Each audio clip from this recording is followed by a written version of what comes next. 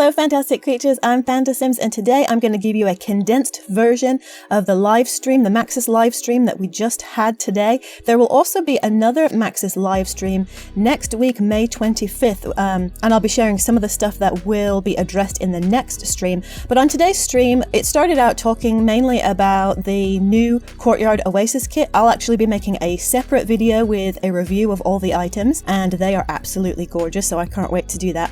But I'm going to jump into some of the updates that we've been given and some of the new content to look forward to. So they addressed the issue of the black hair swatches. As many of you know, they released some updates to some of the base game hairstyles, the afro textures, and the black swatches just looked really grey. So they explained that what happens is everything is first designed on a grey gradient, so it's monochromatic, different shades of grey when they're first designing the style and the highlights, and it's hand painted, and then later on a colour swatch is added over the top of it. So sometimes the color might not look okay or as good as another hairstyle with the same swatch, and oftentimes they can't tell what it will look like until they're actually in the game. So for some reason in the designing software, whatever they're using to come up with the style, they can only see it in grey. They can't actually see what the color will look like, the end result, until they're in the game. So oftentimes they don't catch when something looks a bit funky.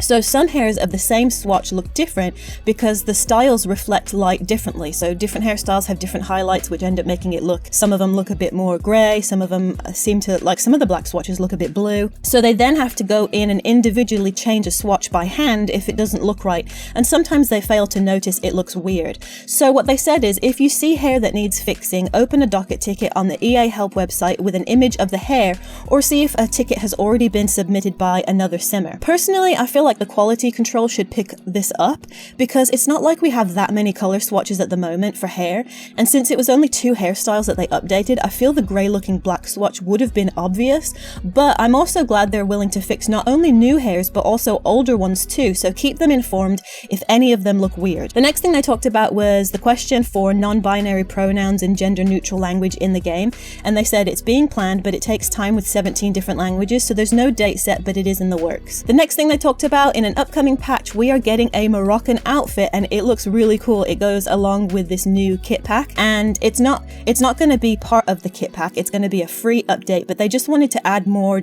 culturally diverse content to the base game, which I'm really loving that. And I love that they don't feel the need to add tons of things all at once, but that these bit by bit updates are happening as they're creating new things, which I think is really fun. And that's something they talked about, that they're actually going to start focusing on more free update content like they have been with bunk beds and stuff like that. So those of you who are really dying for more base game updates, it seems like they're really looking into new ways to incorporate new ideas and add to the base game, which is really cool. They also addressed the new whims. People have been asking about, are we going to be getting new whims to deepen the personality? And they said it's not in the works at the moment, but it is something they want to revisit in the future and deepen and broaden, so that's something to keep an eye on to see if they actually do that.